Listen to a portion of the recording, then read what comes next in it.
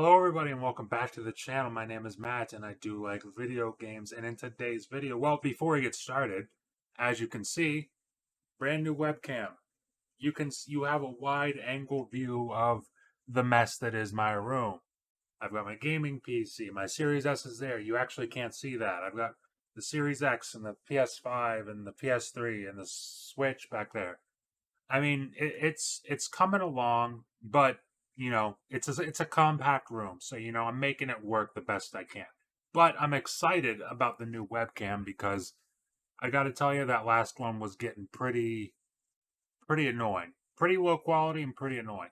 But happy to have this new one, and we do have actually some Xbox Series S news here today that I think is actually pretty awesome. So we're gonna go ahead and hop right into the video.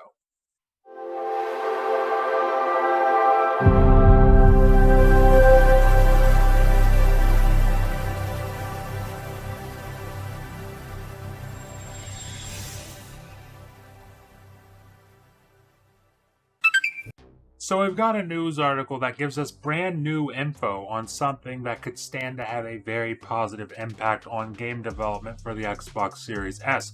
According to Tom Warren over on the Verge website, Xbox has given developers more memory to work with when developing for the Series S console. Now, memory was and still kind of is a bigger concern for developers when it comes to the Xbox Series S, because you see the Series S only has 10 gigabytes of available RAM in general, with 8 gigabytes of that being reserved entirely for in-game use, while the other 2 gigabytes are used for the operating system. And this can be limiting in terms of visuals and games, especially when you consider that the big brother Xbox Series X has 16 gigabytes of RAM, with about 13 and a half of that available to use for games. It's one of the reasons that you don't see the Series S targeting 4K in many games at all. It's also a reason you might see a ray tracing mode for a game on Series X, but not on Series S. There's just not enough VRAM to push that sort of stuff in a lot of games on the Series S. What's really cool is that now Xbox is pushing out a new development kit for Series S that allows developers to use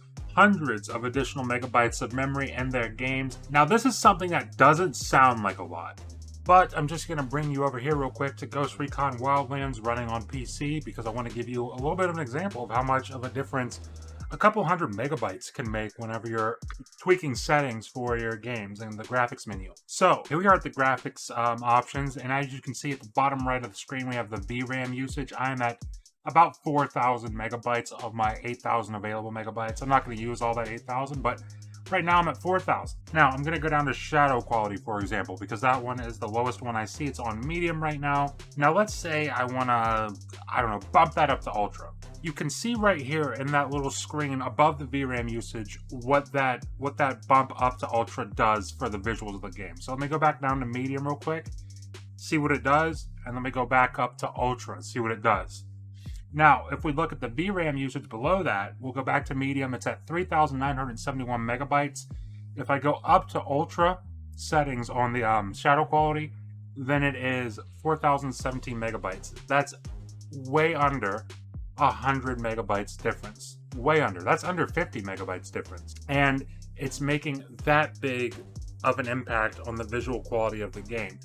That's the kind of thing that you can expect whenever you're allotted a couple extra 100 megabytes. You can expect changes like that to be made. And at the end of the day, that's just one example of many things that could benefit from added memory to the development kits. I mean, you could also focus in on performance. I'm sure a lot of developers will do that. That's going to be very important as well. And I also have this video of a developer on my buddy Ham Solo show, which, by the way, you should all definitely check it out every Tuesday and Thursday over on his channel, They Said We Said Gaming.